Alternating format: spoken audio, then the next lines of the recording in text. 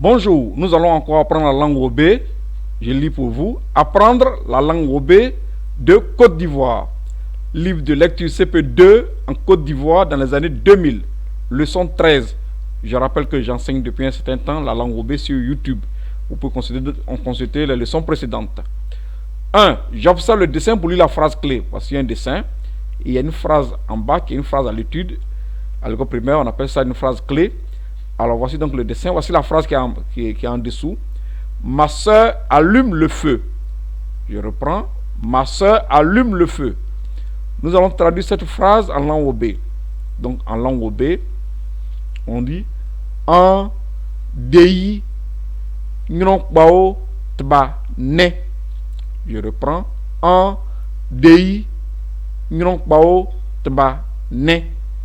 Alors, c'est un dei, ça désigne mon parent, précisément ma soeur, qui est donc une fille. Voilà. Donc, nyonkbao, ça signifie fille. Voilà. Dei et dei, tout à l'heure, vous allez voir, les sons vont se ressembler, mais il faudra faire attention. Donc, je reprends ici. En dei nyonkbao tba ne. Voilà. Donc, il faut faire attention à la prononciation. Je reprends. En dei nyonkbao tba ne. Traduisons mot à mot la phrase. Ma soeur allume le feu. On a traduit mot à mot autant que faire se peut. En français, ma soeur, en Wobé, on dit en dei nyonkbao. Allume, c'est tba. Le feu, c'est ne. Je rappelle que le Wobé et les Grés ne disent pas de déterminants comme un, une, le, la. Donc le feu, ils disent simplement ne. Ceci étant, nous poursuivons. Profitons de cette phrase à l'étude qui porte sur l'action d'un parent pour présenter en langue Wobé quelques-uns de nos parents. La prononciation en Wobé est en rouge. Niveau 2, leçon 13, je présente mes parents. Comment on dit ça en langue Wobé? On dit en, toan, tche. Je reprends en, toan, tche. Rappel. Les leçons 8 et 27 du livre de CP1 portent sur la famille. Vous pouvez le consulter pour un renforcement. Mise au point. Pour le genre humain, optons pour la généralité dans la culture Wé. Wé, ça signifie Wobé plus Guéré. Une femme est du genre féminin. Un garçon est du genre masculin. Je prends cette précaution parce que il y a des exceptions dans la culture Wé. Il y a certaines femmes à qui on parle comme si elles étaient du genre masculin. Et à certains garçons à qui on parle, ou de qui on parle, comme s'ils étaient du genre féminin. Ces exceptions-là existent. Alors, nous ne pouvons pas faire la distinction comme ça de façon théorique. Donc, pour le moment, nous allons accepter donc, de façon générale. Donc, le genre ici va être lié donc, simplement au sexe.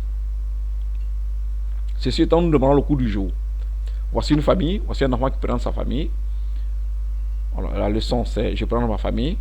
Donc en noir, donc les phrases en langue Wobé, les phrases en français, et en rouge, les prononciations en langue Wobé. Il n'y a pas d'écriture en langue Wobé. Voilà, donc je fournis des efforts pour donc transcrire en langue Wobé. Ceci étant, nous démarrons. Je m'appelle Jeanne. On va traduire ça en langue Wobé. On dit en Wobé en Jeanne. J'ai souligné le en, il faut le prolonger. Donc faites ça calmement. En Jeanne.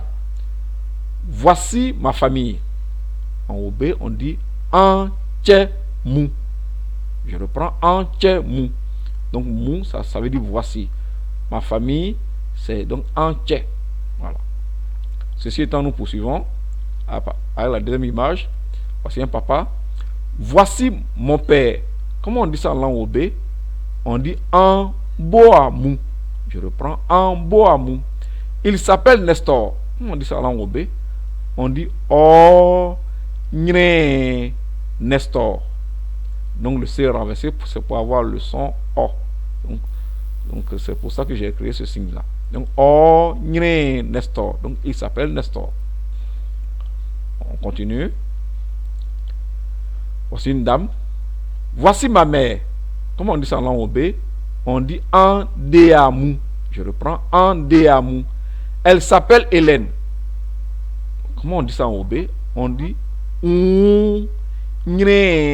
Hélène. Je reprends. Hélène. On continue. C'est son grand frère. Voici mon grand frère. Comment on dit ça en langue OB? On dit enfin mou. Enfin mou. Il s'appelle Thomas. En OB, on dit Thomas. Vous voyez bien que quand on parle d'un garçon, on dit pour une fille, on dit Donc il y a une différence. Il s'appelle Thomas. Thomas. C'est donc son grand frère. Voici ma grande sœur. Alors voici sa grande sœur. Comment on dit ça en langue OB? On dit Andromou.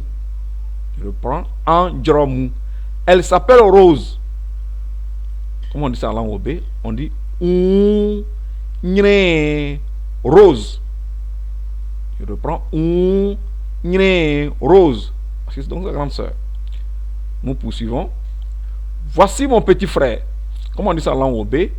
On dit Andei Nmaou Mou.